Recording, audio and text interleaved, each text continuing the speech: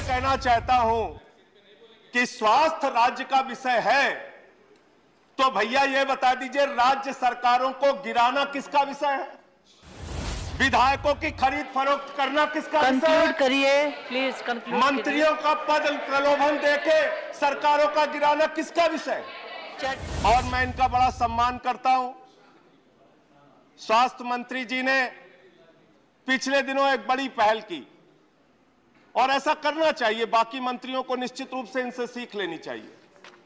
ये स्वयं एक सामान्य नागरिक बनके मैडम जब एम्स अस्पताल में गए तो इनको वहां पर रोक लिया गया, इनके साथ अच्छा व्यवहार नहीं किया गया।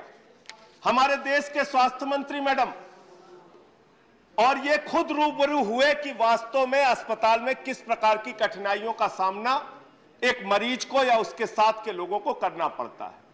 और अगर आजादी के 75 साल के बाद भी सफदरजंग अस्पताल के सामने एक महिला जो प्रसव से पीड़ित थी उसको अपने बच्चे की डिलीवरी लोगों के घेराबंदी में करनी पड़ती है, तो मैं समझता हूं इस सदन के सभी सदस्यों के लिए बहुत ही शर्मिंदगी की बात है मैडम।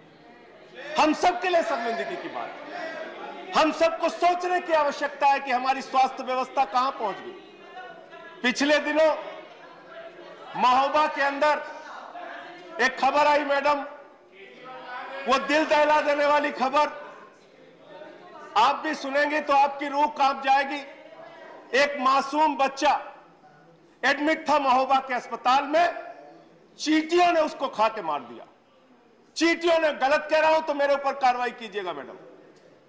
इस प्रकार की स्वास्थ्य व्यवस्था में हम लोग जी रहे हैं।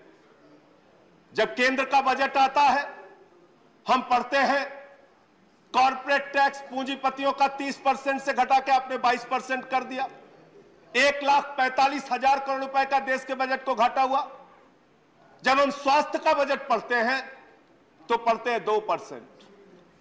यह हमारी चिंता है स्वास्थ्य को लेकर। यह हम करना चाहते हैं देश में स्वास्थ्य का विकास। और आप बार बार यहां पर कह रहे हैं हमारे सत्ता पक्ष के माननीय सदस्य कि भाई ये तो राज्य का विषय है, ये राज्य का विषय है, ये राज्य का विषय है।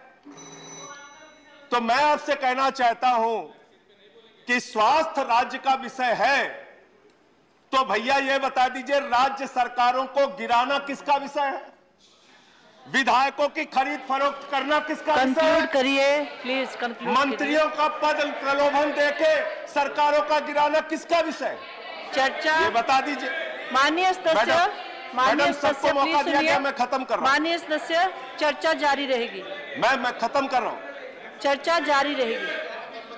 तो मैडम कंक्लूड कीजिए। मैं बताना चाहता हूं दिल्ली में एक सरकार चल रही है और उस सरकार के मुख्यमंत्री केजरीवाल जी ने शिक्षा का बजट 14% रखा। 14% सबको मैडम सबको बोलने का मौका मिला, मुझे भी अपनी बात कहने का मौका। 14% दिल्ली का स्वास्थ्य अगली डेट बजट पे है। आपको मौका मिलेगा, नेक्स्ट उसमें मौका मिलेगा। प्लीज बाइट अप करिए। बता रहा हूं दिल्ली का स्वास्थ्य बजट 14% है। मोहल्ला क्लिनिक 520 मोहल्ला क्लिनिक हमने बनाए। Special mentions